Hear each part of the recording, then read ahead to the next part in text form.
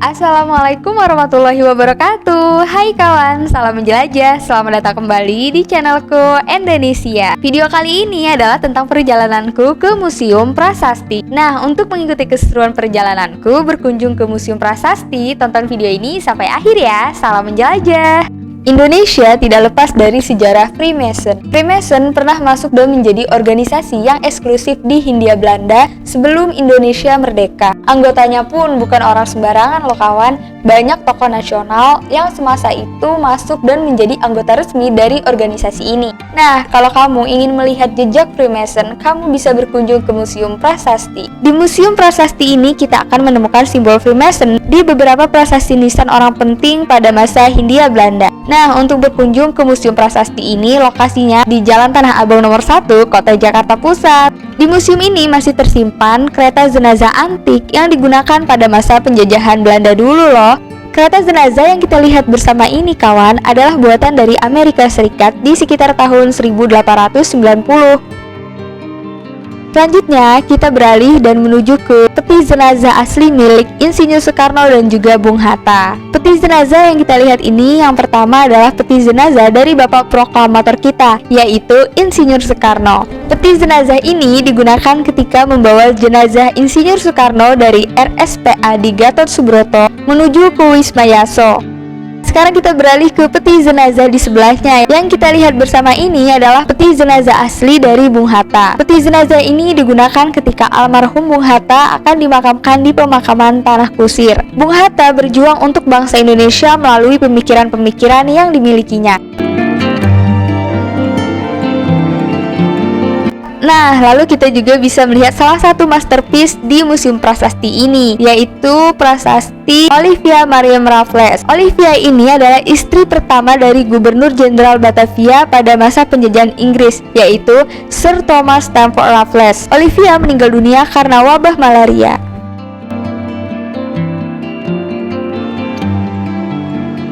Semula, Museum Taman Prasasti ini adalah pemakaman umum bernama Kebun Jahe Kober dan dibangun pada tahun 1795 untuk menggantikan kuburan lain di samping gereja yang sekarang menjadi museum wayang yang sudah penuh oleh pemakaman semasa Hindia Belanda. Museum terbuka yang menampilkan karya seni dari masa lampau tentang kecanggihan para pematung, pemahat, kaligrafer, dan sastrawan yang menyatu. Museum ini berisi prasasti nisan. Yang bisa kita lihat di sini hanya prasastinya saja ya kawan, karena jenazah aslinya sudah dipindahkan dan dibawa oleh pihak keluarganya masing-masing. Pada zaman Belanda, Tanah Abang 1 ini namanya adalah Kerkhoffsland. Dulu dari sini terdengar ketika bunyi lonceng perunggu di halaman belakang MTV dibunyikan. Dentang pertama beritanya adalah kematian. Dentang bertalu-talu menandakan kedatangan jenazah dan akan terus dibunyikan hingga jenazah tiba di pintu gerbang tempat pemakaman.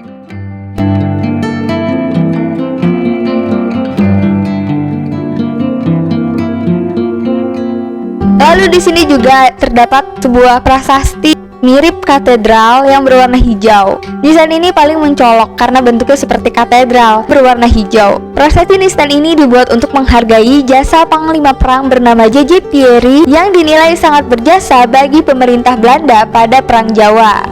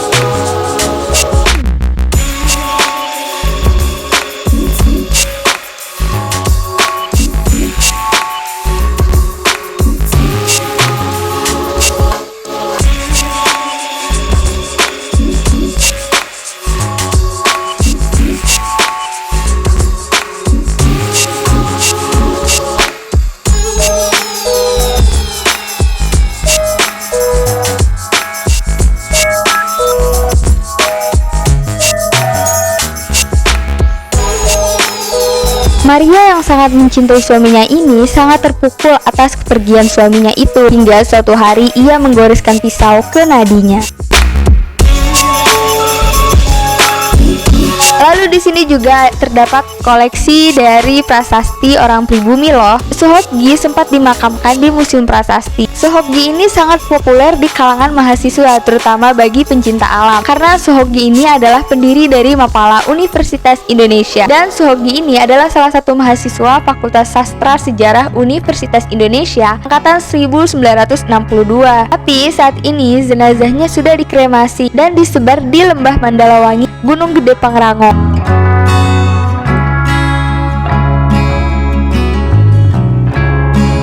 Lalu, salah satu koleksi prasasti yang bisa kita lihat di sini adalah prasasti dari Pastor van der Grinten. Pastor van der Grinten ini dikenal sebagai penyelamat anak blasteran yang terlantar. Van der Grinten ini meninggal pada tahun 1864 dan dimakamkan di tanah ini, tempat yang sekarang disebut sebagai Museum Prasasti. Bagaimana bisa anak-anak blasteran dari pasangan Belanda Eropa pribumi menjadi terlantar di jalanan Batavia? Ternyata anak-anak blasteran terlantar adalah problem lumrah pada era Batavia zaman dahulu.